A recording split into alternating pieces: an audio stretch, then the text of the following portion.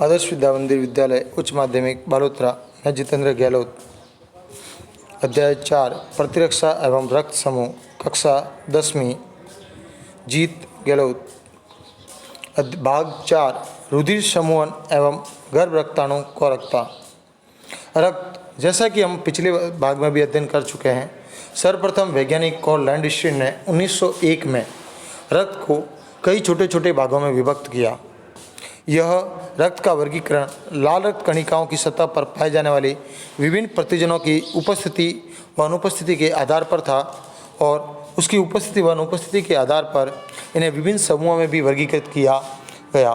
अर्थात जैसे कि एबीओ समूहीकरण, आरएच समूहीकरण। एबीओ समूहीकरण लाल रक्त कणिकाओं पर पाए जाने वाले प्रतिजन के आधार पर था, लेकिन धीरे धीरे बाद में मकाका रिसेस बंदर पर खोज करने के बाद पता चला कि एबीओ समूहीकरण अर्थात एबी प्रतिजन के अलावा भी रक्त पर एक और प्रतिजन पाया जाता है, तो उसकी उपस्थिति के कारण यदि जिसमें ये रक्त पाया जाता है उसे धनात्मक व जिसमें ये ब्लड नहीं पाया जाता उसका ब्लड ऋणात्मक कहलाता है। इस प्रकार रक्त की पहचान AB positive, AB negative, O positive, O negative आदि इसलिए कहा जाता है ताकि पॉजिटिव या नेगेटिव उस तीसरे प्रतिरक्षी अर्थात आरएच प्रतिरक्षी की पहचान का संकेत होता है। एबीओ समूहीकरण लाल रक्त कणिकाओं की सतह पर मुख्य रूप से दो प्रकार के प्रतिजन पाए जाते हैं। पहला प्रतिजन ए व दूसरा प्रतिजन बी। इन प्रतिजनों की उपस्थिति के आधार पर रक्त को मुख्य रूप से 4 भागों में बांटा गया। पहला, वे व्यक्ति जिनके रक्त में केवल ए प्रतिजन पाया जाता है। दूसरा, वे व्यक्ति जिनके रक्त पर अर्थात लाल रक्त कणिकाओं की सतह पर केवल बी प्रतिजन पाया जाता है। तीसरे, वे व्यक्ति जिनके लाल रक्त कणिकाओं की सतह पर ए व बी दोनों ही प्रतिजन पाए जाते हैं। चौथा, वह व्यक्ति जिसके रक्त समूह पर ओ ब्लड ग्रुप पाया जाता है अर्थात ओ भाग पाया जाता है। इस वर्गीकरण को एबीओ समूहीकरण के नाम से जाना जाता है, अर्थात लाल रक्त कणिकाओं की सतह पर पाए जाने वाले ए व बी प्रतिजन की उपस्थिति व अनुपस्थिति के आधार पर एबीओ समूहीकरण का निर्माण हुआ। जिस व्यक्ति के ब्लड में ए प्रकार है अर्थात जिसका ब्लड ए ग्रुप का है, ए प्रकार के रक्त में लाल रक्त कणिकाओं की सतह पर केवल ए प्रकार का प्रतिजन पाया जाएगा। जिस व्यक्ति का ब्लड ग्रुप बी है उसकी लाल रक्त कणिकाओं पर केवल बी प्रतिजन पाया जाएगा, लेकिन जिसका ब्लड ग्रुप ए बी है उसकी लाल रक्त कणिकाओं पर ए व बी दोनों ही प्रकार के प्रतिजन पाए जाते हैं, इसलिए उसे ए बी ब्लड ग्रुप कहा जाएगा। लेकिन कुछ व्यक्तियों के शरीर में लाल रक्त कणिकाओं की सतह पर किसी भी प्रकार का कोई प्रतिजन नहीं पाया जाता, उस स्थिति में वह प्रतिजन विहीन होता है, उसके ऊपर प्रतिजन अनुपस्थित होता है। इस कारण प्रतिजन की अनुपस्थिति के कारण इसे शून्य और उस शून्य को दूसरा नाम ओ दिया गया, अर्थात ओ ब्लड ग्रुप के नाम से उसे जाना जाता है। रक्त के प्रकार रक्त में पाई जाने वाली लाल रक्त कणिकाओं की सतह पर विशेष प्रकार के प्रतिजन ए व बी की उपस्थिति या अनुपस्थिति के हिसाब से मानव रक्त का समूहीकरण कुछ इस प्रकार है। जैसे आप देखेंगे एक व्यक्ति का जो ब्लड ग्रुप है वो ए है, एक व्यक्ति का ब्लड ग्रुप ए है, उस व्यक्ति के ब्लड ग्रुप में ए प्रतिजन पाया जाता है, इसलिए उस व्यक्ति का ब्लड ग्रुप ए प्रतिजन के कारण उसका ब्लड ग्रुप का नाम ए है।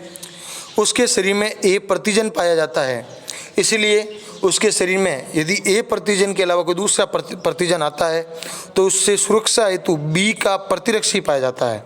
यानी यदि उसके ब्लड में बी प्रवेश करवाया गया तो ये बी से उसकी सुरक्षा करेगा, बी ब्लड को शरीर में आने से रोकेगा, उसका विरोध करेगा और उस बी रक्त समूह को नष्ट करेगा।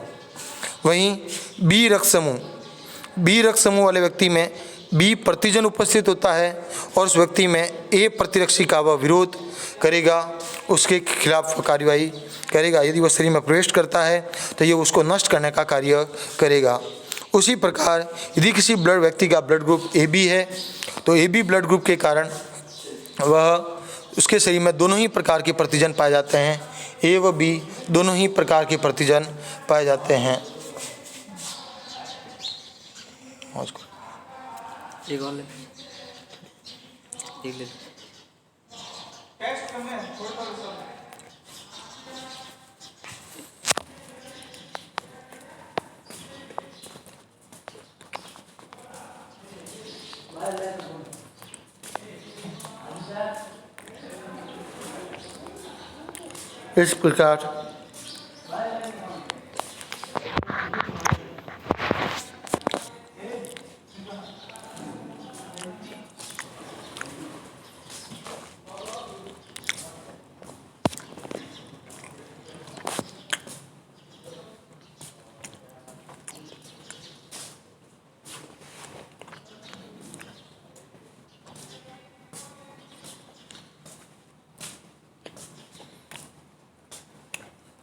इस प्रकार यदि किसी व्यक्ति का ब्लड ग्रुप ओ है, ओ ब्लड ग्रुप के कारण उस व्यक्ति में कोई प्रतिजन नहीं पाया जाता, अर्थात उसके ब्लड ग्रुप में ए व बी दोनों के ही खिलाफ प्रतिरक्षी पाए जाएंगे। उस स्थिति में वह व्यक्ति यदि ए व बी दोनों में से किसी से भी रक्त लेता है तो उसका शरीर उसके रक्त का विरोध करेगा और उसका विरोध होने के कारण वह शरीर में उस रक्त को ग्रहण नहीं कर पाएगा। उसका शरीर उस रक्त को रिजेक्ट कर देगा, जिससे व्यक्ति की मृत्यु हो सकती है। इस प्रकार कॉल एंड स्टीन ने बताया कि क्यों एक व्यक्ति का ही रक्त दूसरे व्यक्ति को चढ़ाने पर उसकी मृत्यु हो सकती है या कुछ प्रतिशत लोग जीवित रहते हैं। इस कारणों को उन्होंने स्पष्ट किया। लेकिन जिन लोगों का रक्त समूह ए होता है उनके शरीर में आईजीएम प्रकार एंटी बी प्रतिरक्षी, यानी जो आईजीएम यानी इम्यूनोग्लोबिन या प्रतिरक्षी जो एम है वह एंटी बी के रूप में पाया जाता है, अर्थात बी के विरोध अर्थात बी को नष्ट करने का कार्य करता है। इसी प्रकार बी रक्त समूह वाले व्यक्ति में एंटी ए यानी ए रक्त समूह का विरोध करने वाला होता है। वहीं ओ ब्लड ग्रुप वाले व्यक्ति में दोनों का ही विरोध होता है, अर्थात एंटी ए व एंटी बी दोनों ही ब्लड ग्रुप का विरोध होता है। इसलिए ओ रक्त समूह वाले व्यक्ति को किसी व्यक्ति का रक्त नहीं चढ़ाया जा सकता, उसे केवल ओ रक्त समूह का ही रक्त चढ़ाया जा सकता है, क्योंकि उसके शरीर में ए व बी दोनों के विरुद्ध प्रतिरक्षी का निर्माण होता है। इस प्रकार ए बी रक्त समूह वाले व्यक्ति में किसी भी प्रकार की प्रतिरक्षी नहीं पाई जाती, अर्थात एंटी व एंटी बी दोनों ही प्रतिरक्षी नहीं होने के कारण वह दोनों का ही विरोध नहीं कर सकता। इसलिए ए बी रक्त समूह वाले व्यक्ति को किसी भी व्यक्ति का रक्त चढ़ाया जा सकता है। इसलिए और व्यक्ति को किसी का रक्त नहीं चढ़ाया जा सकता, लेकिन वह सभी को रक्त दे सकता है। और वह जब सभी को रक्त दे सकता है इसलिए उसे सर्वदाता रक्त समूह के नाम से जाना जाता है। वहीं ए बी सबसे रक्त ग्रहण तो कर सकता है पर किसी को दे नहीं सकता, इसलिए उसे सर्वग्राही रक्त समूह के नाम से जाना जाता है। एक ए रक्त समूह वाले व्यक्ति को जब बी प्रकार का रक्त चढ़ाया जाएगा तो उसके शरीर में उपस्थित एंटी बी प्रतिरक्षी बी प्रकार की रक्त कणिकाओं का विनाश कर देंगे। और उस स्थिति में रक्तदान करते समय ध्यान रखा जाता है कि किस व्यक्ति का ब्लड ग्रुप किससे मैच करता है या नहीं, क्योंकि जब विरोध होगा तो उस कारण वह रक्त कणिकाएँ उस रक्त आने वाले रक्त को नष्ट कर देगी, जिससे रक्त बिलुरुबिन यानी एक गाढ़े रूप में तरल के रूप में एकत्रित होगा। ये गाढ़ा तरल रूप शरीर में जमा हो जाएगा, जिससे कि उसे शरीर से निकाला नहीं जा सकता। अतः रक्तदान करते समय विशेष रूप से ध्यान रखना जरूरी होता है कि ग्राही व दाता का रक्त समूह या तो एक ही हो या एक दूसरे को देने के अनुकूल होना चाहिए। जैसे वो व्यक्ति रक्त समूह वाले व्यक्ति का रक्त आप किसी को भी दे सकते हैं, क्योंकि वह सर्वदाता रक्त समूह है, क्योंकि उसमें किसी के खिलाफ कोई प्रतिजन उपस्थित नहीं होता। प्रतिरक्षी उपस्थित होते हैं लेकिन प्रतिजन पाया नहीं जाता, और प्रतिजन नहीं पाए जाने के कारण वो किसी को भी रक्त दे सकता है। वहीं ए बी रक्त समूह वाले में दोनों ही प्रतिजन पाए जाते हैं, इसलिए वो किसी से रक्त ले तो सकता है लेकिन किसी को रक्त दे नहीं सकता, क्योंकि इसमें दोनों के खिलाफ इसमें दोनों ही प्रतिरक्षी उपस्थित होते हैं। RH समूहीकरण, एक व्यक्ति में ए बी के अतिरिक्त भी लाल रक्त कणिकाओं पर एक और प्रतिजन उपस्थित पाया गया। जब धीरे धीरे रिसर्च आगे बढ़ी तो ये पता चला कि इसके ऊपर एक और प्रकार का प्रतिजन भी पाया जाता है। यह प्रतिजन मकाका रिसस नामक बंदर में खोजा गया। मकाका रिसस यानी रिसस के नाम पर ही इसे RH नाम दिया गया। यदि रक्त कणिकाओं की सतह पर RH प्रतिजन पाया जाता है तो RH धनात्मक, वहीं पर जिस व्यक्ति रक्त कणिकाओं में नहीं पाया जाता तो उसे ऋणात्मक अर्थात नेगेटिव के रूप में जाना जाता है। यही व्यवस्था RH समूहीकरण के नाम से जानी जाती है। जैसे आप यहाँ पर यदि एक बार ध्यान से देखें तो विभिन्न रक्त समूहों की कुछ सारणी दी गई है। जैसे एक व्यक्ति का ब्लड ग्रुप A पॉजिटिव है। A पॉजिटिव होने का अर्थ क्या है कि उसकी रक्त कणिकाओं पर A प्रतिजन पाया जाता है। यदि उसके जिन प्ररूप की बात करें तो हो सकता है उस व्यक्ति के ब्लड ग्रुप में A प्रतिजन के साथ O रक्त समूह का भी कुछ कणिकाएँ उपस्थित हो सकती है, यानी A व O समूह दोनों ही के प्रतिजन उपस्थित होते हैं। अतः इनमें RH कारक उपस्थित है क्योंकि ये पॉजिटिव है। ब्लड ग्रुप पॉजिटिव होने का अर्थ है उसमें RH कारक पाया गया, और A ब्लड ग्रुप है इसलिए A के विरुद्ध B का प्रतिरक्षी इसमें पाया जाता है।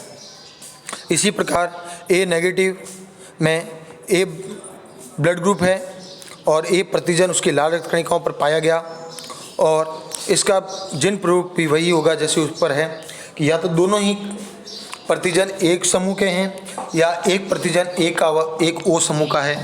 लेकिन नेगेटिव होने का अर्थ है इसमें RH कारक पाया नहीं जाता है, RH अनुपस्थित होता है और रक्त में उपस्थित प्रतिरक्षी B के खिलाफ होते हैं। इसी प्रकार B पॉजिटिव व B नेगेटिव को देखेंगे तो इनमें B प्रतिजन उपस्थित होता है व दोनों ही जिन प्ररूप में या तो दोनों ही B प्रतिजन वाले या एक भाग B प्रतिजन और एक O उपस्थित हो सकता है, O समूह उपस्थित हो सकता है। धनात्मक में RH कारक पाया जाता है, वहीं ऋणात्मक में RH कारक अनुपस्थित होता है। वहीं दोनों में B के विरुद्ध A का प्रतिरक्षी मतलब A के विरुद्ध एंटी A यानी A के विरुद्ध में प्रतिरक्षी पाया जाता है। इसी प्रकार AB पॉजिटिव व AB नेगेटिव में A व B दोनों ही प्रकार के प्रतिजन पाए जाते हैं, और इसमें A व B दोनों का ही एक एक प्रतिजन पाया जाता है, इसलिए वो AB प्रतिजन समूह है। और धनात्मक में RH कारक पाया जाता है, ऋणात्मक में RH कारक अनुपस्थित होता है, और इसमें एंटी A व एंटी B दोनों ही प्रतिरक्षी नहीं पाए जाते, इसलिए ये सभी से रक्त लेने में सक्षम होता है। वहीं O पॉजिटिव व O नेगेटिव में किसी भी प्रकार का कोई प्रतिजन नहीं पाया जाता, इसलिए ये सभी को रक्त देने में समर्थ होता है, लेकिन इसके दोनों ही प्रतिजन O समूह के होने के कारण इसमें एंटी A व एंटी B दोनों के प्रतिरक्षी पाए जाते हैं, इसलिए किसी से रक्त लेने में सक्षम नहीं होता, पर रक्त आसानी से दे सकता है। O पॉजिटिव में RH कारक पाया जाता है व O नेगेटिव में RH कारक नहीं पाया जाता। इस प्रकार RH समूहीकरण मक्का का रिसेस नामक बंदर में करीब 417 अमीनो अम्ल का एक प्रोटीन जिसकी खोज मक्का का रिसेस नामक बंदर में हुई। ये प्रोटीन मानव की रक्त कणिकाओं की सतह पर भी पाया जाता है, और देखा गया है विश्व की करीब 85% आबादी RH धनात्मक यानी उनके से ब्लड ग्रुप पर RH पॉजिटिव यानी RH कारक समूह पाया जाता है, तथा शेष 15% पर RH ऋणात्मक यानी RH कारक भाग नहीं पाया जाता। मानव में 5 प्रकार के RH कारक पाए जाते हैं: RHD, RH capital E, RH small c, RH capital C तथा RS स्मॉल c। मानव प्रजाति में RH कारकों की आवृत्ति कुछ इस प्रकार होती है, जिनमें RHD सबसे अधिकतम 85%, RHE 30%, RH स्मॉल ई 78%, RS capital C 80%, RH small c 80%, और इस प्रकार सभी RH कारकों में RHD सबसे अधिक महत्वपूर्ण होता है, क्योंकि ये सबसे अधिक शरीर की सुरक्षा करता है, प्रतिरक्षा जनी होता है। रुधिर समूहन के समय, रक्तदान के समय यदि व्यक्ति के रक्त समूह का मिलान किया जाता है तो उसमें ABO समूहीकरण के साथ साथ RH समूहीकरण की जांच भी अनिवार्य होती है, अवश्य करनी होती है, क्योंकि यदि एक RH धनात्मक व्यक्ति का रक्त RH ऋणात्मक व्यक्ति को चढ़ा दिया गया, ये ऋणात्मक से शब्द है, ऋणात्मक व्यक्ति के शरीर में स्थानांतरित किया गया तो ग्राही में RH कारक के विरुद्ध IG प्रतिरक्षी उत्पन्न हो जाएंगे। ये प्रतिरक्षी आरएच धारी लाल रक्त कणिकाओं को रुधिर समूहन विधि द्वारा यानी उससे अभिक्रिया कर उसे जाडे रक्त यानी रक्त का थक्का बना देगा और रक्त का थक्का बनाकर इसे बिलिरुबिन नामक हानिकारक पदार्थ में जमा हो जाता है, अर्थात उसके रूप में ये जमा हो जाएगा। इस प्रकार से एक बीमारी होने का खतरा बढ़ता है जिसे गर्भ रक्ताणु कोरकता के नाम से जाना जाता है। ये गर्भ रक्ताणु कोरकता बिलिरुबिन अधिकता यकृत तथा पलिया को हानि पहुंचा सकता है। इस वृक्क को विफल कर व्यक्ति की मृत्यु का कारण भी बनता है। यहाँ ये बात उल्लेखनीय है कि आरएच प्रतिरक्षी पहले से ही शरीर में बनी हुई नहीं होती, वरन इनका निर्माण आरएच ऋणात्मक रुधिर के प्रथम बार आरएच धनात्मक के संपर्क में आने पर होता है। अर्थात यदि किसी व्यक्ति का ब्लड ग्रुप आरएच ऋणात्मक है तो उसके खिलाफ आरएच धनात्मक के खिलाफ उसके शरीर में प्रतिरक्षी बने हुए नहीं हैं। लेकिन यदि किसी कारणवश उसके ब्लड में आरएच पॉजिटिव ब्लड संपर्क में आ जाएगा, उस स्थिति में ही उसके शरीर में इसके खिलाफ प्रतिरक्षी का निर्माण होता है।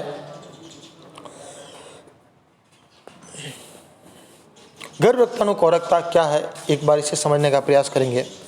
यदि किसी बच्चे के माँ का ब्लड ग्रुप आरएच नेगेटिव है, यदि बच्चे की माँ का ब्लड ग्रुप आरएच नेगेटिव है और गर्भ मतलब उस बच्चे आरएच ऋणात्मक हो गया था और गर्भस्थ शिशु यानी जो बच्चा माँ के पेट में है, उस बच्चे का जन्म आरएच धनात्मक यानी पॉजिटिव है, यानी माँ का ब्लड ग्रुप ऋणात्मक है, लेकिन यदि पिता पॉजिटिव होता है और उस स्थिति में बच्चे में पिता का ब्लड ग्रुप यानी धनात्मक ब्लड ग्रुप आ जाता है, उस स्थिति में प्रसव के दौरान विशेष ध्यान रखने की ज़रूरत है।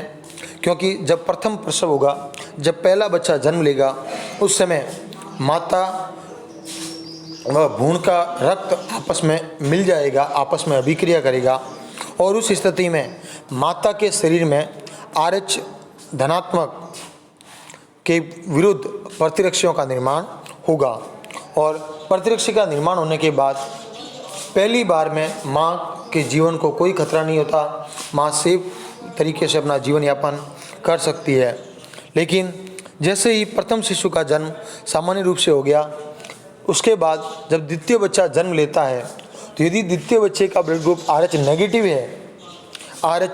नेगेटिव है तो उसे कोई फर्क नहीं पड़ता, वह सामान्य रूप से अपना जीवन यापन कर सकता है, अपने बच्चे को जन्म दे सकती है।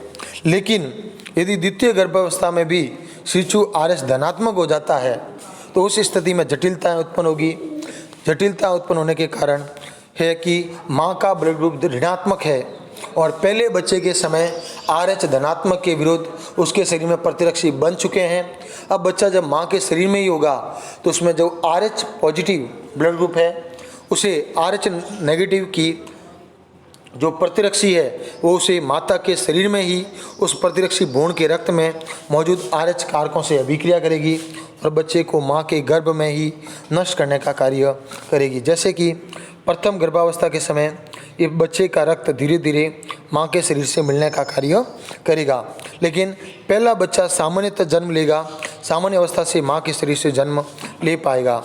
लेकिन बच्चे के जन्म के बाद जब ये रक्त माँ के शरीर से मिल चुका है तो माँ के शरीर में प्रतिरक्षियों का निर्माण हो गया। अब ये आरएच के विरुद्ध प्रतिरक्षी का निर्माण उसके शरीर में हो गया।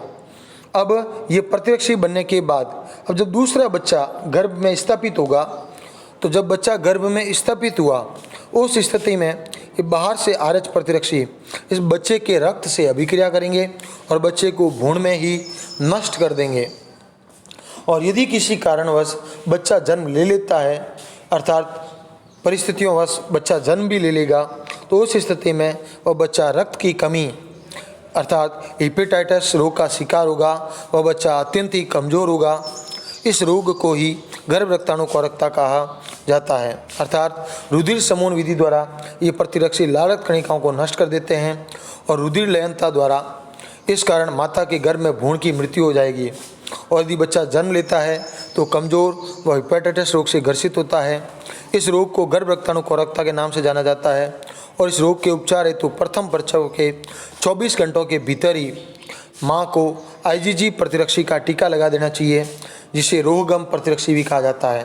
अर्थात यदि जब बच्चा जन्म ले चुका है तो जन्म लेने के 24 घंटे के भीतर यदि उसे टीका लगा दिया गया तो इन प्रतिरक्षों का निर्माण नहीं होगा। और जब प्रतिरक्षों का निर्माण नहीं होगा उस अवस्था में ये बच्चा, अब ये प्रतिरक्षी नहीं होंगे तो ये बच्चा सामान्य रूप से वापस जीवन यापन कर पाएगा और ये बच्चा जन्म ले सकता है। उसके लिए रोहगम का टीका लगाना अनिवार्य होता है। ये प्रतिरक्षी माता के रक्त में मिश्रित भ्रूण की RH धनात्मक रक्त कणिकाओं का विनाश कर देते हैं और माता के शरीर में प्रतिरक्षी उत्पन्न करने को रोकते हैं। इस प्रकार कई बार इस रोग के उपचार के लिए शिशु का संपूर्ण रक्त भी बदलना पड़ता है। यानी कई बार माँ के शरीर में ही बच्चे के रक्त को RH धनात्मक से RH ऋणात्मक बनाया जाता है। कई बार स्वतः दान के पश्चात भी होने वाली रुधिर लयनता का मुख्य कारण RH का असंगतता यानी RH कारक का मिलान नहीं होना है। आज का गृह कार्य रहेगा ABO समूहीकरण क्या है। रक्त में पाए जाने वाले प्रतिरक्षी एवं प्रतिजन का नाम लिखिए। सर्वदाता एवं सर्वग्राही रक्त समूह का क्या नाम है। प्लाज्मा में उपस्थित रक्त कणिकाओं के नाम लिखिए।